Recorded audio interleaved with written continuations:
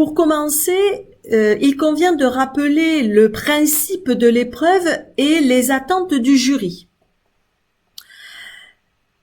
L'intérêt est de redire, d'insister, de préciser les points nécessaires afin de ne plus avoir de doute quant à l'épreuve et afin de savoir exactement ce que l'on doit faire et ce que l'on ne doit pas faire. C'est bien le point de départ et après, il s'agira alors de tenter de rester dans ce chemin qui est donné là. Mais pour commencer, donnons ce chemin à suivre. Il s'agit également de pointer d'éventuelles lacunes théoriques. Alors, cette formation, bien entendu, a pour but premier de donner un apport méthodologique et un entraînement qui est très bénéfique et très important, voire nécessaire. Néanmoins, la question de l'apport universitaire va intervenir dans le sens où tous les entraînements que l'on va vous donner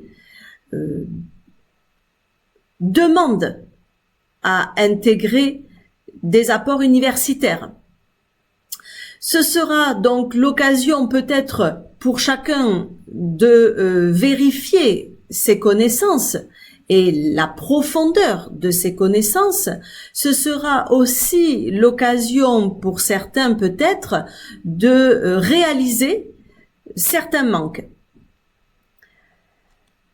Justement, en parlant de manques éventuels, quel est le niveau de ce concours? Bon, il faut être très clair là-dessus, le niveau attendu est quand même un très bon niveau universitaire. Alors, par rapport à cette réalité de ce très bon niveau universitaire, il ne faut pas se jeter dans sa bibliothèque pour se mettre à lire des œuvres complètes. Ça n'aurait aucun intérêt.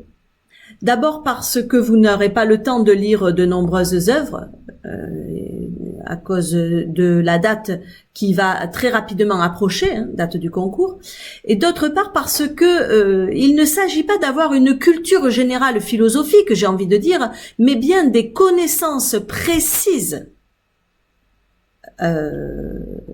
sur des auteurs philosophiques.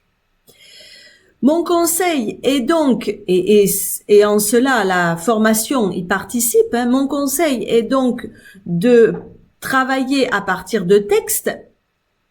Prenez un texte, étudiez-le, analysez-le profondément et il vous donnera des certitudes quant à ce passage et à son auteur. Enfin, il faut surtout pas paniquer par rapport à d'éventuelles inquiétudes quant à votre niveau, et ce pour plusieurs raisons. Bon, tout d'abord parce qu'on ne connaît pas le niveau des autres candidats qui vont se présenter avec vous. Ensuite, parce que vous pouvez être certain que d'une manière ou d'une autre, si vous êtes là aujourd'hui, c'est bien que vous avez le niveau pour vous présenter. Enfin, et ça l'expérience me le montre également, on peut très bien tomber sur un sujet que l'on maîtrise sans tout maîtriser. C'est le jeu du concours, mais c'est aussi une réalité. Ce qui est demandé aux candidats, finalement, c'est un savoir universitaire très large et en même temps très précis et profond sur une quarantaine d'auteurs et plusieurs thèmes. Or, cela, eh bien, c'est très difficile de l'obtenir lorsqu'on a quelques années d'expérience seulement. hein. Donc, il faut arriver avec des certitudes, être certain de ses capacités et